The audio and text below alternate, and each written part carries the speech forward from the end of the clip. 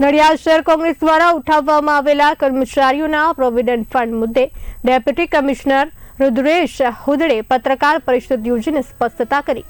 તેમણે જણાવ્યું કે નડિયાદ મહાનગરપાલિકા કોન્ટ્રાક્ટરોને ચેકથી પેમેન્ટ કરે છે, ત્યારબાદ કોન્ટ્રાક્ટરોની જવાબદારી બને છે કે તેઓ કર્મચારીઓના ખાતામાં પીએફ જમા કરાવે.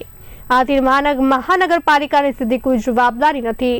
ડેપ્યુટી કમિશનરે પીએફ મુદ્દે ભ્રષ્ટાચારના આક્ષેપોને પાયા વિહોણા ગણાવતા ચાલી રહેલી પ્રક્રિયાની વિગતો આપી અને મુદ્દાના ઉકેલ માટે તંત્ર સજાગ હોવાનું જણાવ્યું. પીએફ બાબતમાં જે તે સમયની નગરપાલિકા દ્વારા જે કોન્ટ્રાક્ટ આપવામાં આવેલ હતો, આ બાબતે કોન્ટ્રાક્ટરને જે તે સમય કોન્ટ્રાક્ટરને નગરપાલિકા દ્વારા પેમેન્ટ આપવામાં આવે છે. હાલમાં મહાનગરપાલિકા બન્યા બાદ આ જે પેમેન્ટ છે મેં રેગ્યુલર કરી દીધેલ છે.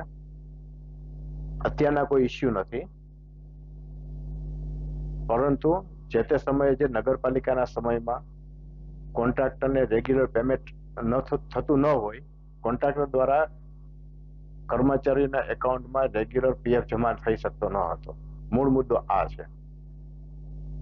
જે તે સમયે જે નગરપાલિકા દ્વારા જે પેમેન્ટ આપવામાં આવે એ પણ ચેક દ્વારા આપવામાં આવે છે અને કોન્ટ્રાક્ટરની ફરજ છે કે પેમેન્ટ એમાં ખાતામાં જમા કરાવે. આમ આ જે પીએફ છે એ કોઈ પીએફની રકમ કોઈ રોકી ન શકે. જે તે ડિપાર્ટમેન્ટ જે તે કર્મચારીના ખાતામાં એ જમા થાય અને આના માટે પીએફ વિભાગ દ્વારા પણ દેખરેખ રાખવામાં આવતી હોય છે.